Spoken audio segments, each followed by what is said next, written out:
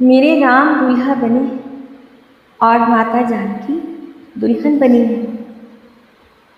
दूल्हा दुल्हन के रूप में राम और सीता की छवि कैसी लगती है। जिस मंडप में ये दोनों विराज रहे हैं उस मंडप की सुंदरता कैसी होगी।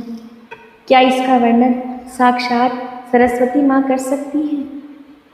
क्या इसका वर्णन करने में हजार मुखों वाले शेषनाग समर्थ हैं, या फिर क्या इस सुंदरता का वर्णन सृष्टि की रचना करने वाले ब्रह्मा जी कर सकते हैं।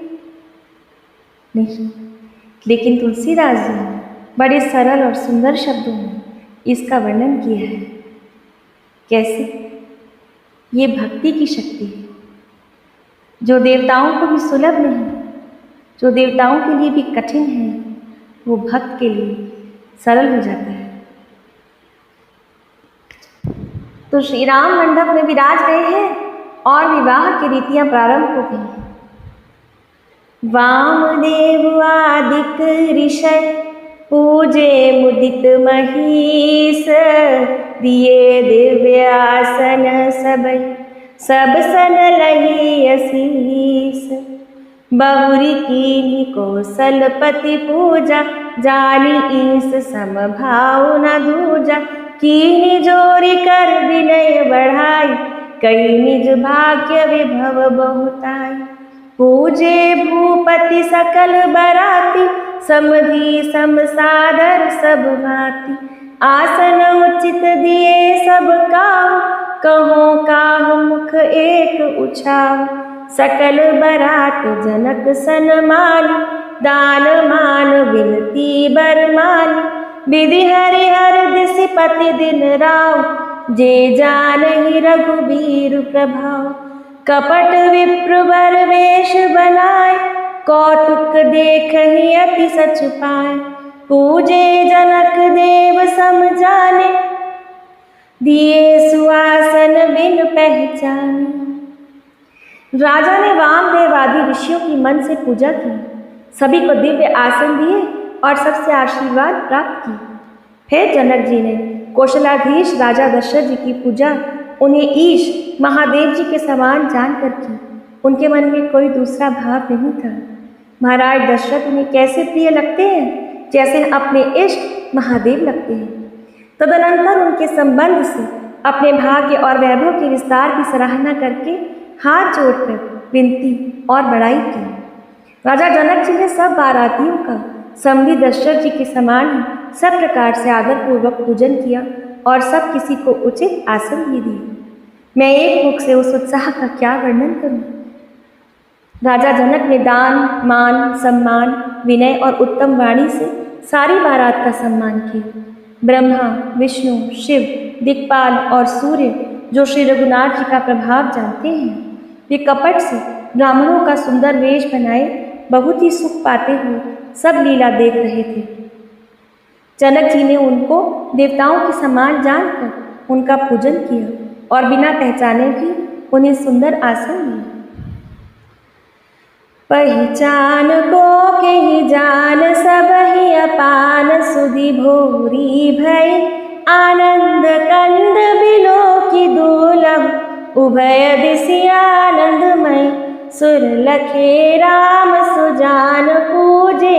मानसिक आसन दिए अवलोकिशील सुभाव। प्रभु को विविध मन प्रमुदित भय।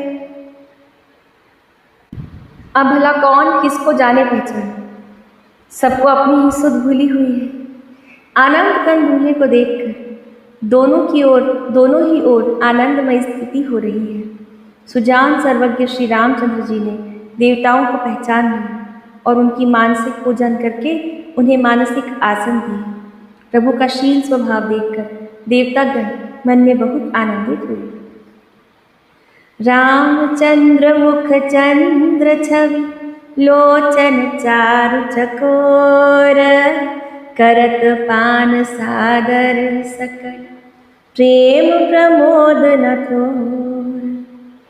श्री रामचंद्र जी के मुख रूपी चंद्रमा की छवि को सभी के सुंदर नेत्र रूपी चकोर आनंद पूर्वक पान कर रहे हैं। प्रेम और आनंद कम नहीं है, अर्थात बहुत है। समऊ बिलो की वशिष्ठ बोलाय, सादर सतानंद सुनि आय। बेगी कुंवर अब आनहु जाय, चले मुदित मुनि आयस पाय। उचित समय देखकर वशिष्ठ जी ने शतानंद जी को आदर पूर्वक बुलाया। वे सुनकर आदर के साथ आए। वशिष्ठ जी ने कहा, अब जाकर राजकुमारी को शीघ्र ले आइए। जय सिया राम। मुनि की आज्ञा पाकर शतानंद जी प्रसन्न होकर चले।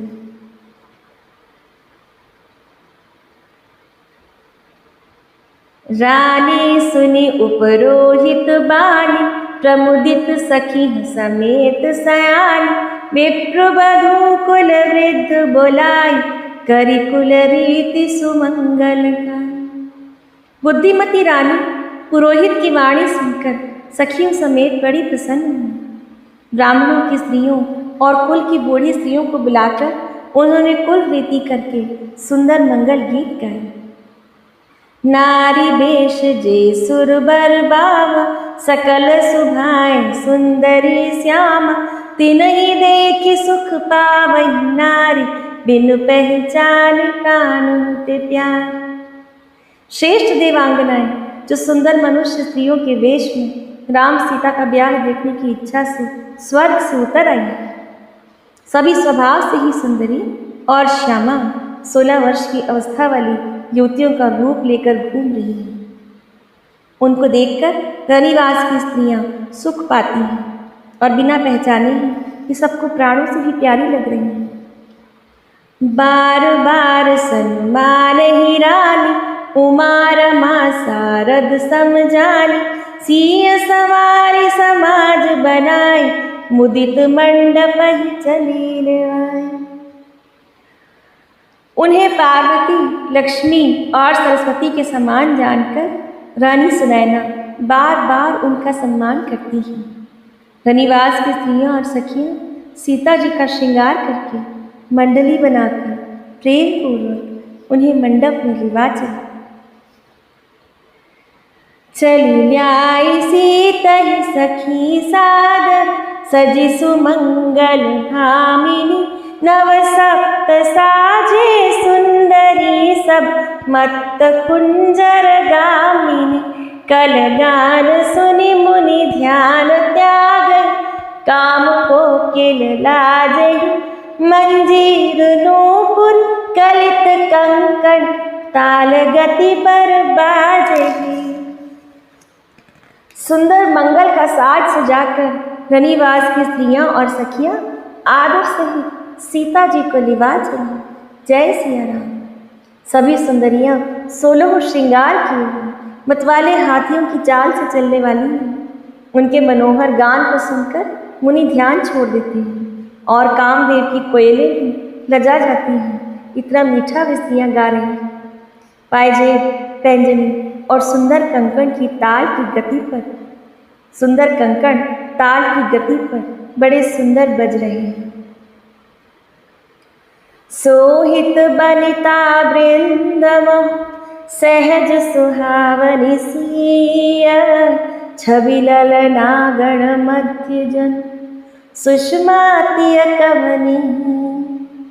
सहज ही सुंदरी सीता जी स्त्रियों के समूह में किस प्रकार शोभा पा रही है, मानो छवि रूपी ललनाओं के समूह के बीच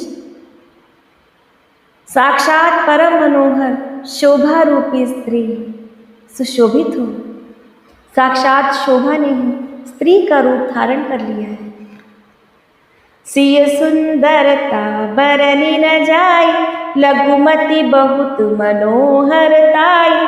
आवत देखी बराती सीता, रूप राशि सब भांति पुनीत। सीता जी की सुंदरता का वर्णन नहीं हो सकता, क्योंकि बुद्धि बहुत छोटी है और मनोहरता बहुत बड़ी है। रूप की राशि और सब प्रकार से पवित्र सीता जी को बारातियों ने मंडप की ओर आते हुए देखा। सीता जी चली आ रही हैं और बाराती उन्हें देख रहे हैं। अब ये मंडप में आकर बैठे हैं और श्री राम के वाम